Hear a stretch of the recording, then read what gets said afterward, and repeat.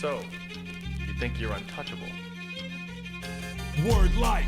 This is basic thugonomics. This is basic thugonomics. Word life. Welcome to The Mid here on A Plus Productions, where we talk all things sports, entertainment, also known as wrestling. And this week we have a very special show for you. It is, well, could be a very sad weekend as John Cena's final match is happening this weekend against none other than Gunther. And here on A Plus Productions, we like to, you know when you're trying to sweeten someone up, you used to go buy the CD or a tape, and you used to record some sweet little nothings with some music, a mixtape. Well, we have a mixtape for all of you on John Cena's top 5 matches. I am Boris Aguilar, and this week I am joined, as always, with Hutch. How you doing, brother? I'm doing fantastic. And the brainchild of the mixtape idea, he is A Plus Productions UK counterpart, Yorkie. Yorkie, how's it going? It's going good. How are you guys? Fantastic. We just found out, like, this is my first time meeting you, Paul. Yorkie. Yorkie, what do I call you? Yeah, call me Yorkie, it's fine. All right, I got to call you Triple York because we already figured out before the show that you've got like 3 reasons to be called Yorkie, not just one. Like, this is amazing. All right, so I'm gonna call you. Might call you Triple York once in a while just for fun. But what time is it over? How you feeling over there? It's like cold, late. It is cold. It's wet, and it's midnight. Amazing. Well, it's cold and wet and snowy here. God, my house is cold. They got this little like heater thing here because the room I decided to do this in with you, Boris, turns out now that it's getting cold, it's the coldest room in this bloody house. So no fun. You just can't win. You just can't win, my friend. If it's not a baby, then you're cold. What's going on in your life? Wonderful. And speaking of can't win, we're doing the John Cena like mixtape thing, that like Yorkie's brainchild here. So depending on what era you're in, if you were a John Cena opponent, you also could not win. Exactly. Super and that Cena. is the thing. Super Cena in the house. 23 years, and it all comes down to this Saturday on Saturday nights. Made me just remember. In the USA, it's on Peacock, and in Canada, it is exclusively on YouTube. The amount of people I know who bitch and complain when they go to Netflix, where's Saturday night's main event? Well, it's on YouTube because they like making life very difficult. But gents, 23 years, right before we get to the countdown of our top 5 John Cena match, Hutch, John Cena, summarize. What does he mean to you? And like, what does this week kind of like mean? It's very rare that we get this type of conclusion, this type of send-off for someone. Well, if you had asked me this yesterday, what does John Cena mean to me? I might have rambled. Shock. But I wouldn't have really known. I wouldn't have thought about it. You asking me to do this, like, I've never done a top 5. I don't do these kind of like best of, tops of, worst of, and I certainly wouldn't be doing it on John Cena if I had. So I had to think about it for a while. And what does John Cena mean to me? I now have a huge affection for John Cena. But John Cena, it's funny that he was like, I'm going to ruin wrestling, like during his like this pseudo heel turn. Because in reality, for a lot of people, for 20 years, John Cena kind of did ruin wrestling. Mm-hmm. And like, I don't know if I would have put my finger on it, but it was around that time period, 2001, 2002, 2003. I started getting out of it a little more. All of our favorite stars are disappearing. You've got your Lesnars and your Ortons and your Cenas, and the prototype kid. And I used to see him, and he looked really, he looked like the quintessential wrestler. And then he was coming in, ruthless aggression, John Cena, quintessential wrestler. And then smashing him over and the whole, white guy rapper thing. And even though he was good at it, it wasn't something that kept my interest. And Cena was certainly never my guy. And then he became too cool for school, man. Like, you could not get a win over him. He was annoying. There was a period of time where he was in many ways a plague on the business. And now as I look back, I see I have grown alongside John Cena. The Nexus, squashing the Nexus, John Cena does not exist anymore. And right? it slowly started happening. I kind of feel the same way. Like, there was a period in time I thought he was, when I was younger and he debuted, and the whole rap gimmick, I thought it was hilarious, right? It was one of those things in time. But as he became the guy, and he was really the first guy that Vince really went out of his way to shove down our throats, regardless of what the fans wanted, what they thought, etc. It kind of left a bad taste in your mouth. So for years and years and years, I really didn't care about Cena. And there was a period between all of that, when certain things happened in real life in the wrestling world, and I stopped watching wrestling for a few years, so I missed some of Cena's career. But when I came back to watching wrestling, he was already kind of more of a part-time, more part-time more than anything else. But over the past year, because it was in Toronto back in 2024 when he announced his retirement for this year, I've done a lot of thinking, and it's like, this guy has done it all, whether you like to admit it, whether you like him or not, and that is absolutely okay. That's the beauty of pro wrestling. Yorkie, same question to you. I don't know. I was just listening to what you just said, and it resonated. I'm one of these people that didn't realise that John Cena was getting forced down my throat, if you know what I mean. Yeah. I was watching it, I'm like, I enjoyed the rapper gimmick. Because I've seen the clip of his first match, with Kurt Angle, but I don't remember watching it back in the day when it first happened. I didn't think it. I only saw him as this Vanilla Ice wannabe thing, and then there was that. I think it was a match at Survivor Series where he wanted to be on Team Him, and then he ended up on the other team. You remember that guy? Remember that? Where he was like all the big guys, Brock Lesnar, Matt Morgan, all Mark Henry, I think. And Cena, when Cena turned face. And I think that's the beginning of when Vince was pushing it. But to me, it didn't click. Yeah. But but I recognised it when it happened with Roman Reigns. It's weird that I didn't see it happening with Cena. It's also for me, it didn't seem like. Yeah, go ahead. Sorry, it didn't seem like he was getting pushed down our throats at first. It took a little while for, I think Vince to even believe in it and whatnot. But it was when they decided to turn him face, and then the doctor of Thugonomics went away. It became Jorts John Cena. It was like a corporatized, cleaned up version of it. Like, I'm just trying to think of something off the top of my head. Like, I guess, what was that movie? Hutch, the movie where he's like a superhero, Will Smith, and then he's like a scumbag. But then they decide to make him, and he has to wear the leather suit and stuff. That's the version of John Cena. It wasn't Hutch. It was some other Will Smith movie. Right? I think it was Hutch, actually. Funny enough. Yeah. Was it called Hutch? I thought that was... All right. But with John Cena, it was the release of the Marine. That's when it was very, very noticeable that Vince is pushing this guy down our throat. And that's when he went to the George character, right? Started doing the salute on his entrance, et cetera, et cetera, et cetera. And then we got loyalty, hustle, respect, John Cena, right? There's been so many iterations of John Cena. But again, at the end of the day, you can't deny what he's provided to wrestling and pop culture right now with Peacemaker and so much more. Yeah.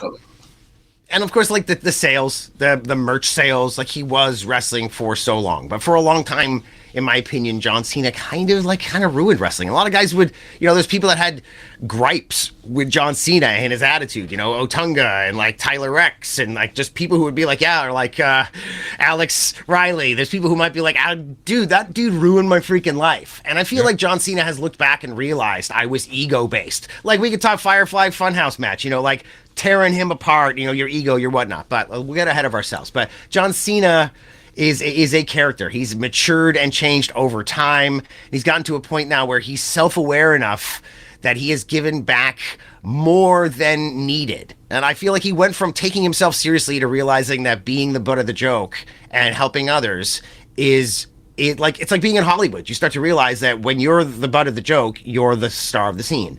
When you're always beating everybody and you take yourself so seriously, it's not nearly as fun as when you're more like Darby Allin. Darby Allin can do no wrong. And if he won the world championship tomorrow, nobody would bat an eyelash. But he's lost his 5 freaking matches or something. But it doesn't matter. John Cena realized he could be that. It clicked. US Open Challenge, losing to people. It all clicked, in my opinion. But Excellent. Yeah. All right, so here on the mixtape, we are doing a top 5. Yes, there probably will be some repeats, and that is okay, because we each have our own list. We will also, if there are too many repeats, we got a couple extra to share with you, but we are going to start the mixtape of John Cena's top 5 matches, according to Hutch, Boris, and Yorkie. All right, Hutch, I'm going to let you start this off as you are the newest member of the mixtape crew. I like just throwing you under the bus like this. So, Hutch, it's up to you. I can handle it, but, I want to make, wait, you're up here? There you are. I'm going to pull a Colt Cabana. Hey, you, sir, this is your idea. You made me spend like an hour and a half watching John Cena matches and like freaking, or like actually a lot more than that if I think about it. Some of them actually. Only 3 matches then. No, I was like, then some of them got like, there was a few where, I didn't have to watch the whole match, but then there was a few where I sat there and I'm like, oh, all right, Yorkie. amazing. Yeah, you're first, buddy. All right. I'm not going to go with the obvious. I really should, but I'm not because. We will start. Wait, are we doing like 5-1? Yeah, or like 5-1. Oh, is that how we're doing it? Oh boy. Bro. Bloody hell, I'm going to get a pen. I don't know if I've ranked mine. No, I don't either. I've just picked 5 matches that I really like. All right, let me get some paper. As you can see here on A Plus Productions, we're always fully prepared to the nth degree. All right, there we go, Yorkie. Right, okay. I am gonna go. I can't remember which one it was. When it was. It was in the UK. It was John Cena versus Shawn Michaels in the UK. It was after the WrestleMania match. It was just. It was just the greatest match ever in Raw history. Maybe was that the even 55 minutes? Yeah, dude. If it wasn't for commercials, like if they had done that match at WrestleMania, I think that would have been the greatest WrestleMania match of all time. Period. But it was not the WrestleMania match. It was on this Raw from the UK, and it was inundated with commercials. And because of the time change, it was weird for people like Boris and I. You had to avoid spoilers and so it was a different feel. But yes, that match, perhaps one of the greatest matches of all time. Yeah. Yep. Not a bad match. No, but I still have matches better than that, so. There you go. Okay, dude, well, but still, like, funny that you perhaps should one of the say greatest this match. Raw. Funny you should say this match. April 23rd, 2007, non-title, 55-minute match versus Shawn Michaels. This is also my number 5 match. Really? All right, so guys, tell it to I think I gave you my reasons why I don't think it can be amazing. Like, unless they're releasing it on YouTube without the fades to commercials and all that stuff, because I don't think there's a version of it out there. You show it to me, maybe. But as far as me going back in time to the moment I saw it, how I had to ingest it, and the fact that it was kind of non-title, Sean could have had the title and then lost it even a week later. Like, he's one of those Darby Allin types, man. He could have won it and then lost it, and But you two, tell me why it's your number 5 match. Because it is a 55-minute match. Yeah, it's just a good match. Yeah, that's I enjoyed it. Yeah, purely because I have matches better than that.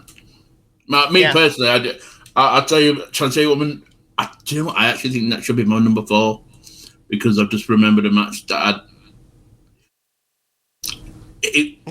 all right, well. Do you know what? No, you need to put your number 5 in. Yeah. Go ahead. Oh, yeah, I guess so. And then you can just go straight back to you. We'll do we got a little circle here, right? Yeah. My number 5. I hadn't really put them in order, I guess. But I guess my number 5 would have to be Elimination Chamber 2015 against Kevin Owens. And it's more than just the match itself. It is a great match.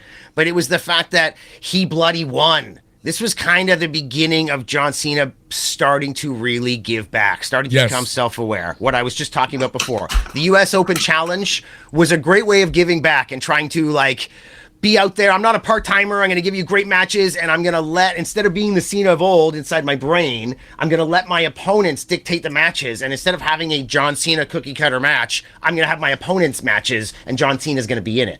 And from those U.S. challenges on, a lot of the best technical wrestlers in WWE ended up having their best or second best match of their WWE career against John Cena because of John Cena's mentality. He can be molded, and because he's so simple, he can fit in and shows that he really can. You can't wrestle, unfortunately, is not true. He can wrestle. He's the Triple H. He's the guy in the match with the guy who draws the money, even though Cena is the draw. But I think you see where I'm coming from. And the Kevin Owens match was the culmination of that. It was a long time coming with the U.S. title.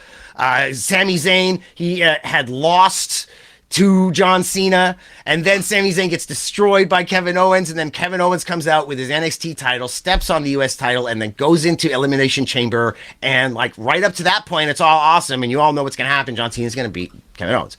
And then he didn't. And Kevin Owens not only from the indies, but also the look, the fat dude with the shorts and the shirt and just nothing that you would not expect. And the bits of Triple H before Endeavor and TKO, I think, ruined him. That was when Triple H started to think I can book, and I can do it. And he was getting a bit of that in there, So that's my number 5 match.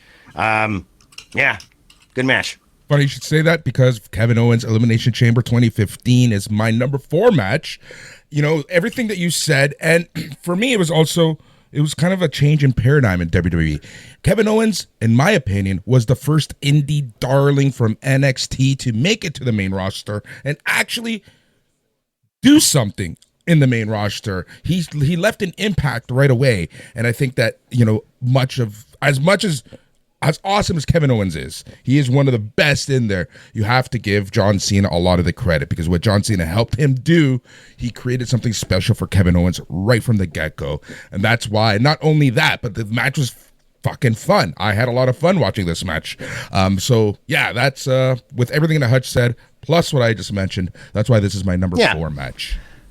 It changed the atmosphere in WWE. And that's like John Cena is a catalyst for that, you know, like go John Cena, Cena sucks, like back and forth. He's a catalyst for that kind of stuff. Like he can change the atmosphere in a match. The Elimination Chamber, when he got pinned early, like suddenly everything changes. Or SummerSlam with Sting and Ziggler, like when Cena got eliminated from Team Cena, like suddenly that entire match, the whole atmosphere in the arena changed, the desperation changed, your view of Ziggler changed, like Sting coming in meant so, like it's John Cena by doing almost nothing can change and affect so much. And it can be like, I have lists of matches here that are not on my top 5. And the reason they're on my list originally were because of how much he can affect things, you know, like One Night Stand. Like it's amazing in hindsight how much power the man had. Super Cena really, he is a superhero. He's superpowers.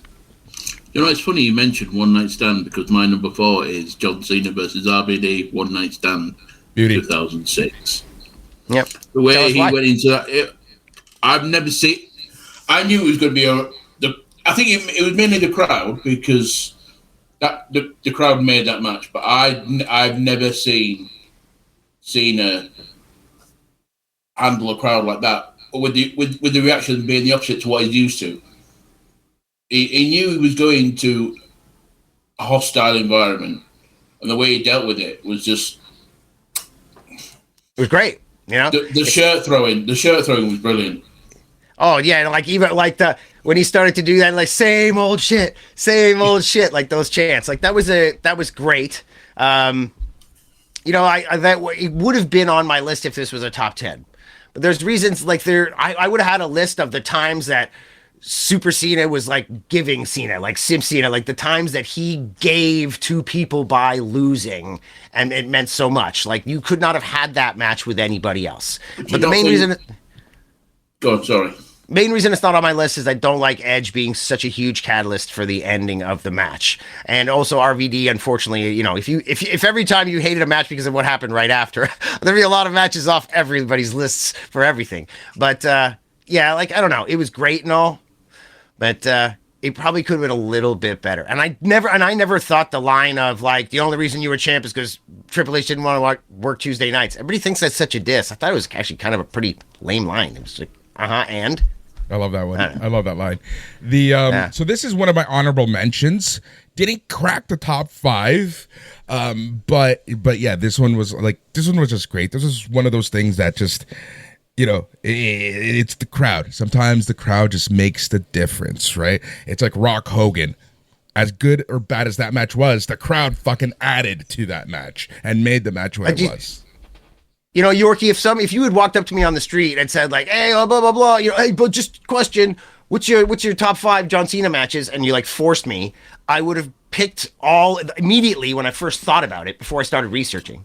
They were all matches where John Cena gets his ass kicked and everybody's like ravenous at the idea of hating him. And like there's a good 3 or 4 matches where that like those matches are amazing because you have the right to hate John Cena and everybody can't wait to hate him. And so those are the matches I think of first. So there goes back to the fact that John Cena can influence so much because of who he is. That match, even if you just wanted to watch it to hate on him, you've got enough to dine all night. There we go. Number 3, Hutch. Well, did I do my number 4? No, you didn't do your number 4. Sorry. Go ahead. Number 4. Yeah. Do I even have a number 4? Well, what do I do here? I just don't know which. I have them all written down here. Oh my God, All you right. have notes. I wish I did. I have notes. I have notes today. I actually did some notes.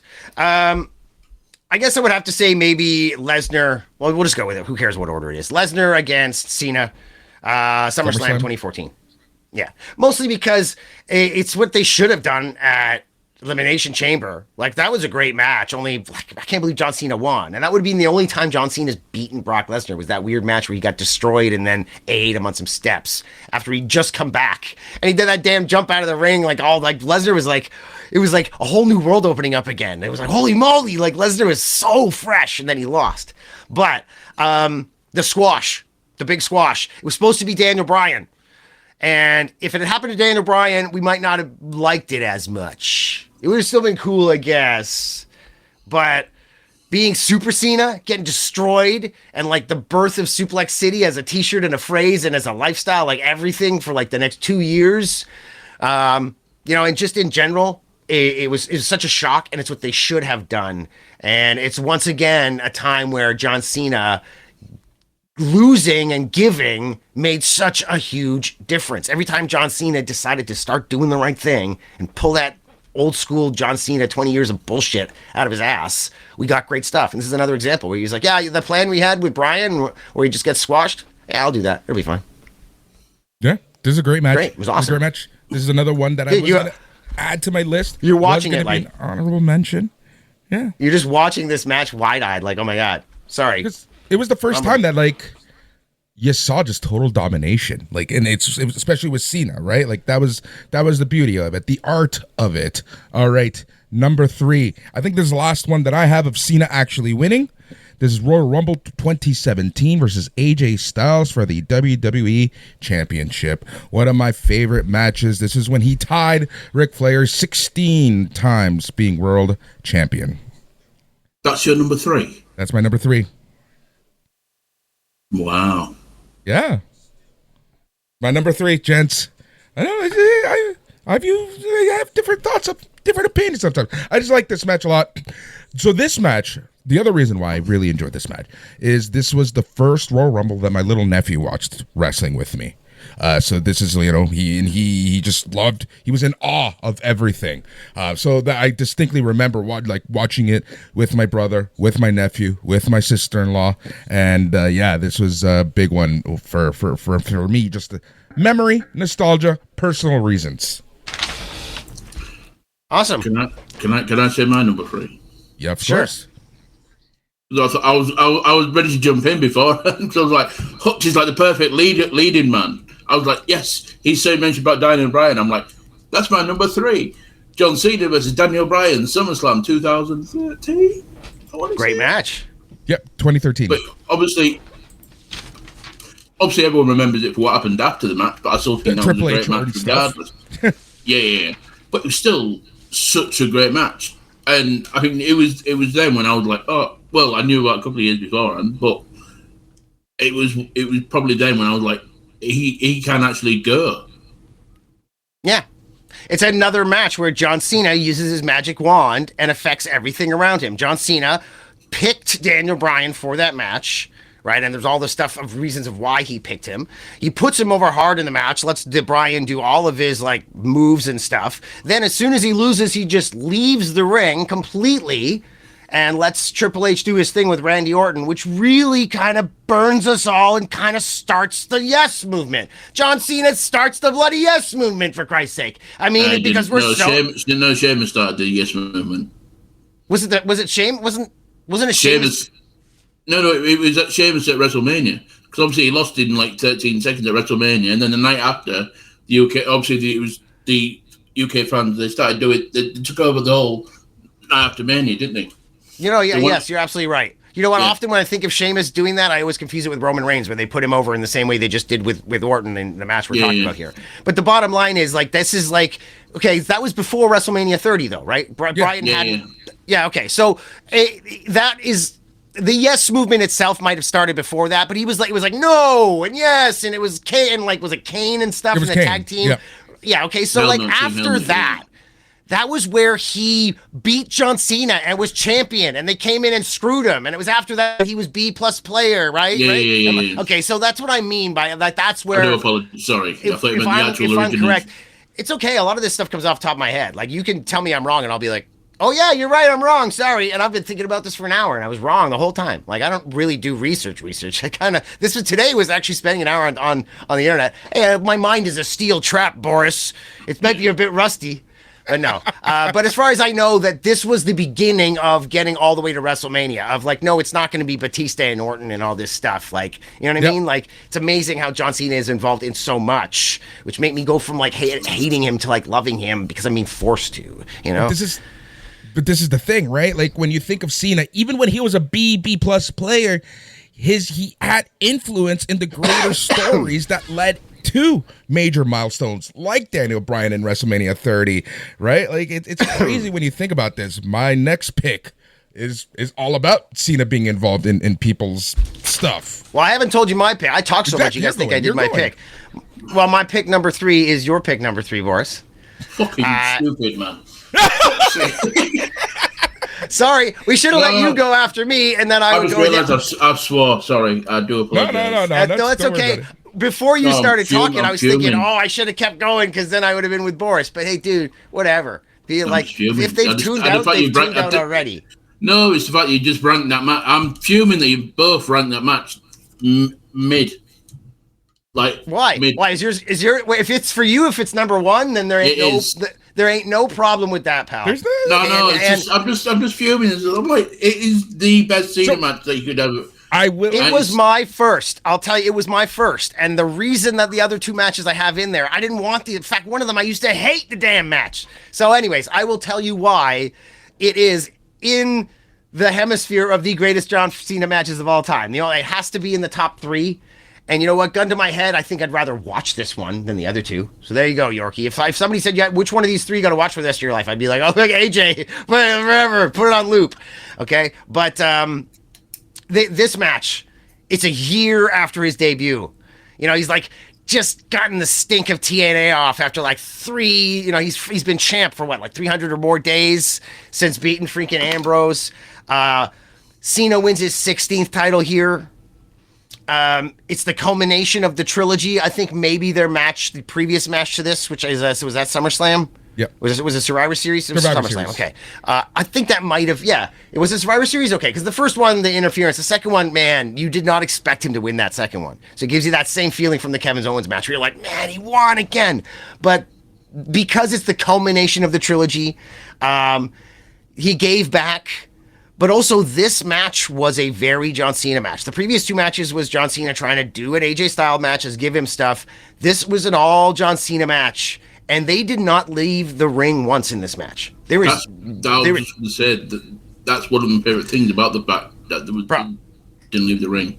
Yes, and it's like during the first match, before he wins the title, I'm sure Vince isn't quite sold on him, and then he gives him the title. And now by this time, Vince is all in on AJ Styles, and John Cena winning his 16th and then giving it to, I guess, Bray Wyatt or The Fiend, and then on, and like, it was a weird convoluted period after this, but it was a monumental match. And if I had to pick, like, you have to watch a match by yourself in a room over and over and over out of my top 3, I think this might be the one.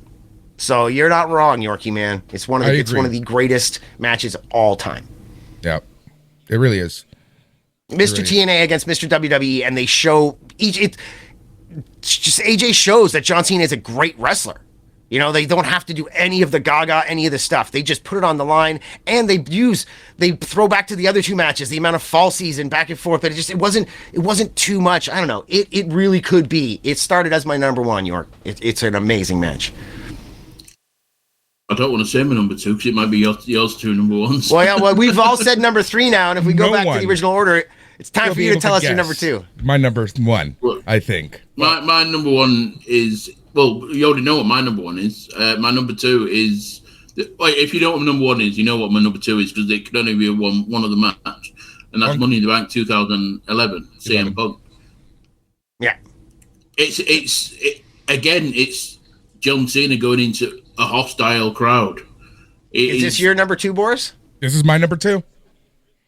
Okay. And I just think he just knows how to feed off the crowd that doesn't This is like it. him. You know what it is for me? This is what I was like, you know what? John Cena is one of the few people that can go into these hostile arenas. This hostile, it's not the 40s, it's not the 50s, it's not the 60s where you can get stabbed. But, it's a new era, and a lot of wrestlers would have gotten rattled. A lot of people would have been rattled going into Hammerstein Ballroom, going into Chicago. A lot of people wouldn't have been able to do what Cena did and still put off amazing matches. And I think, like, as a match with Punk, this might be one of his better matches, up there with AJ Styles, the one we were just talking about. Like, the crowd, when we talk about star ratings and and how much you like a match, I like bringing the crowd into it. The crowd adds so much, and how can you not talk about the crowd, the Chicago crowd on that night? Yeah, man. It's one of the loudest pops I've heard in wrestling. Yeah. When CM Punk's music hit, I was just like, wow. Yeah. Well, my number 2 match is John Cena against CM Punk at Money in the Bank 2011. The same as you gentlemen. And it probably would have, like, the reason I would watch the AJ match is because AJ and Cena are, like, flawless together. In this match, there is actually a couple of, like, botches, and I don't always think that CM Punk is the most fluid wrestler in the world. But this match, man, it's not Mr. TNA against Mr. WWE. This is like Mr. Indies against Mr. Corporate. This is the first 5-star rated match Dave Meltzer gave out since 1997. Both Daniel Bryan and Edge have gone on the record to say that this is the best WWE match of all time, which is like, maybe they might dispute it now, but 2011 was not a good year for any of us. Like, all there was Punk. And, like, if you want to just take the match on its own as a match, fine. But I mean, the pipe bomb is wrapped up in all of this, and Punk in the crowd, like, this whole summer of Punk and all of it. Like, this match kind of saved, like, wrestling for me in a lot of ways. This was like ROH was starting to stream. You could get it, like, regularly in a lot of places. New Japan was, like, hot in 2014, like nobody's business, and John Cena had just, like, killed off the Nexus, was being Super Cena everywhere, and we wanted change so bad. And CM Punk came in, and the crowd, like, this is one of the first times where you feel that CM Punk Chicago crowd. You'd felt it before, and we felt it since, but, like, that night, that was as strong as we've ever felt it, and it was kind of the first time. And, like, it wasn't just we love CM Punk, which you get in Chicago a lot. It was we love CM Punk, and we hate John Cena. And when the Punk music ended, and it's like a theater where, like, the one guy can yell something out in a theater, like, because suddenly this crowd that was just, like, going bonkers, it was, like, quiet. And then they hit the John Cena music, and, like, you can feel it through your TV, man. It's, like, intense. And, like, I don't blame them for botching. This is probably the most, like, viscerally, man, this moment for them must have been intense as hell. And Punk leaving with the belt and kissing, and then him coming back, and us hearing Cult of Personality for the first time ever, and you just know he got everything he wanted. He did it. CM Punk effing did it. And then he did it so bad that he was on the line to the point that he got, like, bursa and had to, like, leave. His whole life got ruined. But he did it. And, like, yeah, man. This match probably would have been my number 1, except I've had to, like, go with a match that I hate for my number 1, because I am the angel and the devil. I love this. Oh, the drama. I'll go before you to end my list. Number 1, this match gets looked over quite a bit, maybe because it happened earlier on in Cena's career. Well, it kind of happened right, the first quarter of it, I guess. It was one of his greatest rivals. It was an awesome home series in the summer of 2006, and it is the match that I watched live here in Toronto. TLC match versus Edge, Unforgiven 2006. This match, everything we had said about the Chicago crowd, the Toronto crowd was just like that. Wasn't as loud, it wasn't as angry, but the hate for Cena was insane, and Cena just handled it, and he just did his thing with Edge, and it was probably one of Cena's better stipulation matches, but, you know, it is what it is. At the end of the day, he did end up beating Edge for the title in Toronto, and yeah, it was just being there. I just remember, it's especially like, you know, this is the first major show in a long time in Toronto. I think this was the first pay-per-view since SummerSlam 2004. And yeah, the people just wanted Edge to win so badly, and they hated Cena so fucking much. And it was a fun TLC match in an era where we weren't getting too much.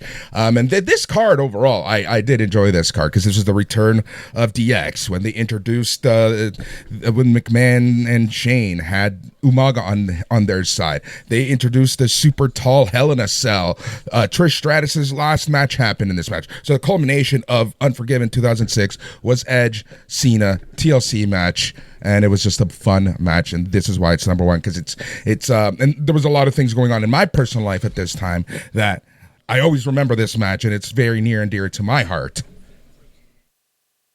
Well, like having a match that is one of yours because of where it was and when it was in the period of time in your life. Hence the reason why your number 5 match, Yorkie, why I was like, it's not on my list of bests because of who I was and where I was and how it affected me. You know, like if you were there at that show live, then that's probably the greatest match that you ever experienced. But for me, watching it hours, almost a half a day later, and with all these commercials and already knowing who won, it wasn't the same experience. But Boris, I mean, Edge came to town.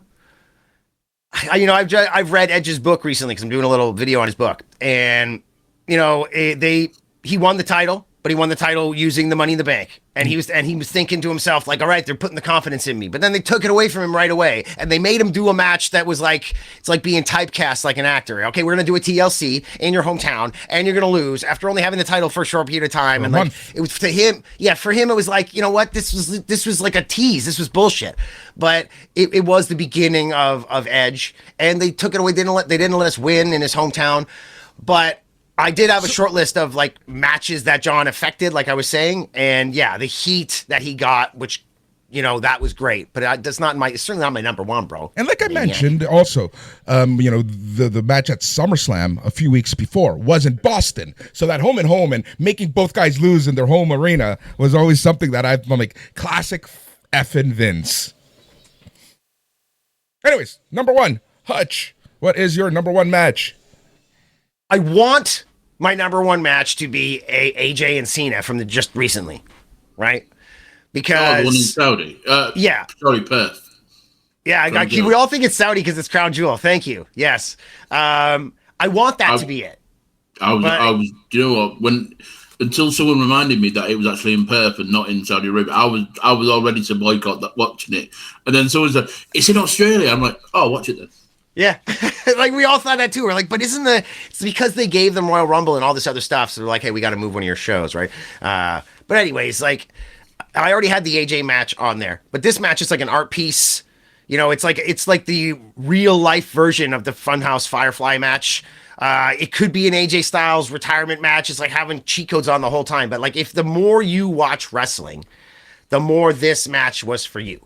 Like when you got to recognize stuff. And even though Brock beat Cena on this like tour, it felt undeserved. You know, by the time AJ was like, while they were getting near the end of this match, if he had won, it wouldn't have been the end of the world to me. I'd be like, yeah, let AJ win. Let AJ win, and this be the catalyst to him going into his last year or something, you know? But the only reason it's not is because I have the other AJ match on there, and I knew I would talk about it anyways, and it's not like this match, this top 5 list is going in stone or anything, but I used to hate the Firefly Funhouse. When it first came on, I didn't even watch it. I like turned it off and went and had like food or something. And I remember trying to watch it again another time, and I didn't want to watch it. But since then, it's kind of become everything to a lot of fans. You know, like what this match could have been if it was in front of a live crowd and they'd done all this kind of stuff would have probably still been cheesy. But it's the culmination of Cena being self-aware, like coming of age and being able to look back at himself and make fun of himself and be the butt of the joke. And this match was for like everybody that loved John Cena. It was for everybody that hated John Cena. You know, and he knowing that he ruined wrestling for us for a long time. It was such a schmuck. You know, it's like a way of saying we are sorry for 20 years of Super Cena.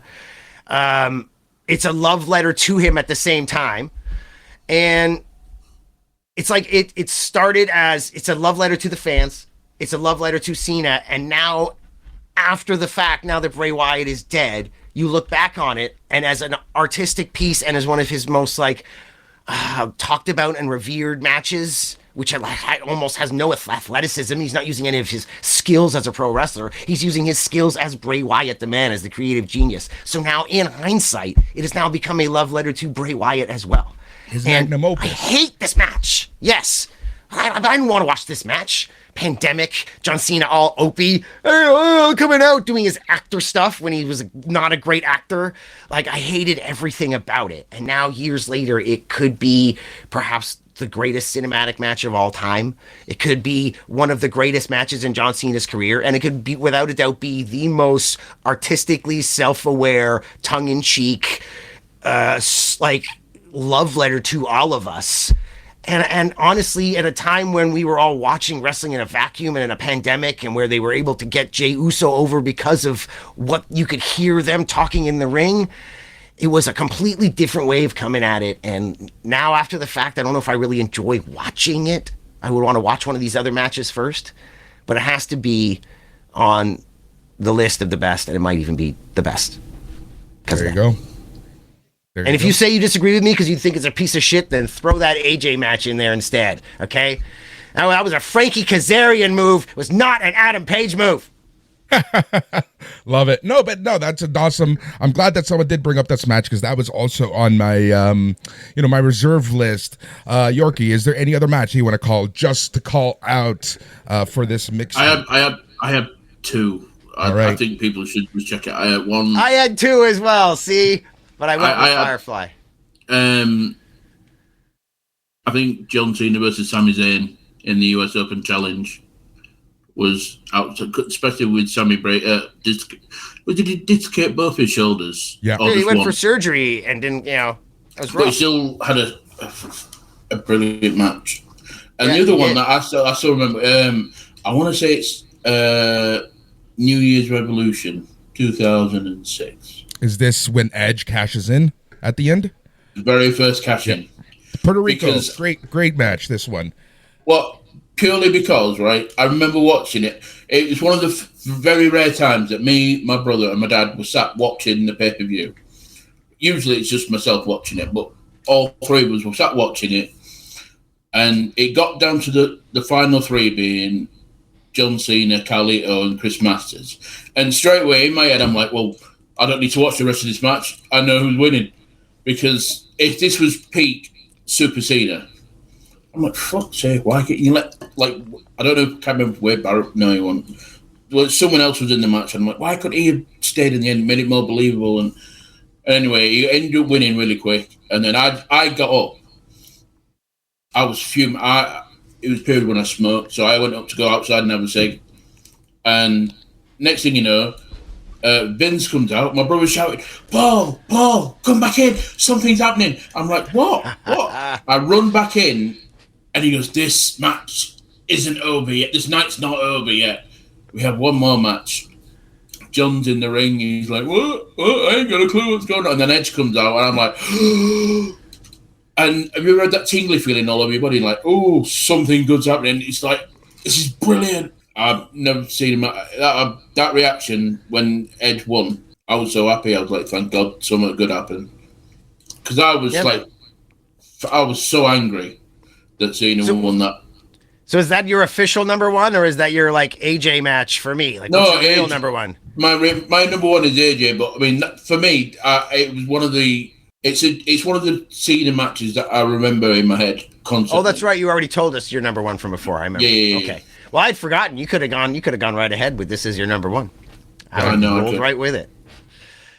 No, man, there's a lot of matches. Like, I didn't have that Edge match that you were talking about, Boris, on my list, to be honest with you. But there's like lots of great matches. Punk against Cena on Raw where, which led to Twice in a Lifetime, which I hated. I mean, they should have had a schmoz or something and had a triple threat at WrestleMania. The Punk didn't need to go against Taker, but it also led to Punk like getting more jaded and having to figure out what to do with himself. But like that match itself was a great match. And like, was it Mania? Was it the triple threat where it's like Triple H and HBK and they're looking Survivor at Series. John Cena? That was a Survivor Series. Okay. And then HBK like waffles him with the super kick and Triple H is out. And then Cena's like one of the first times we see Cena face where he's like, Yeah. and then I think, the Money in the Briefcase Cena face is one of the first times we see that, and that was great. And I love that version of HBK, the heartless cutthroat HBK, the one who comes out from under the chamber and super kicks the Undertaker. that one where you can see the bags under his eyes and you're just like, because he's been staying awake at night thinking about how much he hates you. That's Shawn Michaels. That's great. But yeah, there's a lot of like amazing matches that Cena being in the match makes the match. Like that's the reason why it's a great match. Not because Cena's great, but because he's in it and you want to see somebody fuck him up, man. I still think about Rey Mysterio versus John Cena. Do you know that night when Cult of Personality was introduced? That match, I think it was still great. Obviously, it'd been better if Rey won. Yeah, I guess. But I mean, it was a way of giving Rey can now say he's a former WWE World Champion. It's like I feel like they just wanted to do that for him. But I remember hating it at the time. I'm like, why is Cena get it? Like, Rey, why are you getting right away? And I like it was like literally after he won it. Like he had a match right away. It wasn't even like a week later. It was like the same show, right? Rey won it at the beginning of the night and then he lost it by the end of the night. It's like bastards. Didn't they just do that to Cena in the match you were talking about? And that was like a heel move. And now we're supposed to cheer John Cena, but they knew that Punk was coming back and this would just make you kind of hate Cena more. As a promoter, man, there's been times, this guy can't make it. Okay, well, we'll let the crowd know that we're doing this match instead. It's like, no, don't tell them till the end. They're going to boo. Even if you tell them Hulk Hogan's coming to replace Buddy, they're still going to boo when you say, so Buddy can't make it. They're all going to boo. Doesn't matter who you say is going to replace him. You've now gotten everybody to boo. You don't want that shit.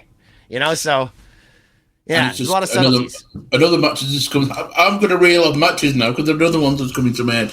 Remember when Straight Edge... No, it's not even John Cena. Never mind.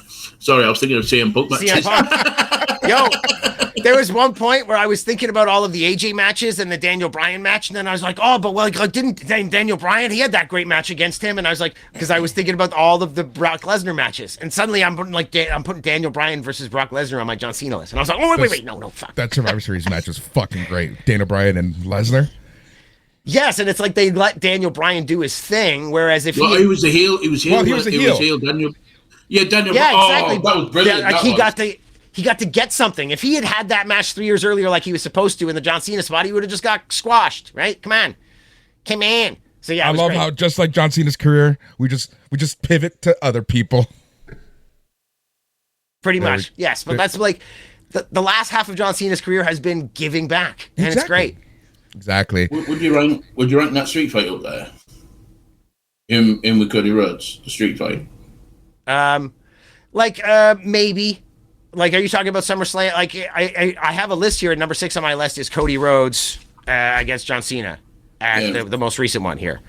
But like, there's more to talk about there. Like, and the reason it's not in is because they should have done Cena turning heel at WrestleMania, and it wouldn't have even been a real heel turn. It should have been like I can't win, but I can't lose. I have to lose. It's like the same way that Stone Cold took the chair from Vince. Just freaking die, Rock, die. Okay, I'm the champ. Like, Cena needed to have that moment, but a little more like internal battle, and then like getting mad at the fans, and then even if you had to go with the whole shake your hand, I'm wrong. Thanks. You kicked my ass. You kicked me in the ass, Cody, and I'm right. And you're going to, the way that he turned, they said, I'm not heel anymore. Sorry, guys, we made a mistake. The way he did that promo with Cody, they could have even still done that if they just had him turn at Mania. But great match. You're right. Yeah, absolutely. Yeah. All right, gentlemen, this is it. The John Cena mixtape. Our picks are locked in. A Plus Productions, where you can find all of our shows. Go to your favorite podcasting app and search for A Plus Productions. We want you to be part of the conversation. Facebook.com and search for A Plus Productions. Hutch, where can we find all your lovely, beautiful, sexy videos?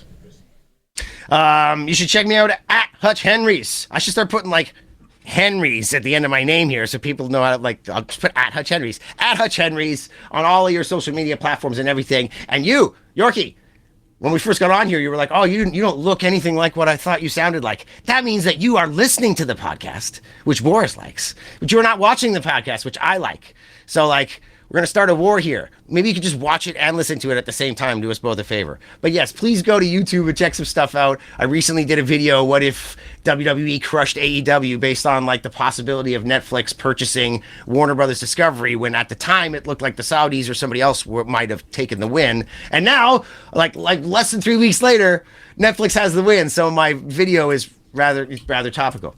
So go check that out, all of you people. Awesome. We will be back next Monday on KPHR Hamilton, talking all things wrestling of the week that was and the week that will be. But until next time, we thank you so much, whether it's the first episode or the 100th episode. Muchas gracias. But most importantly, stay tranquilo.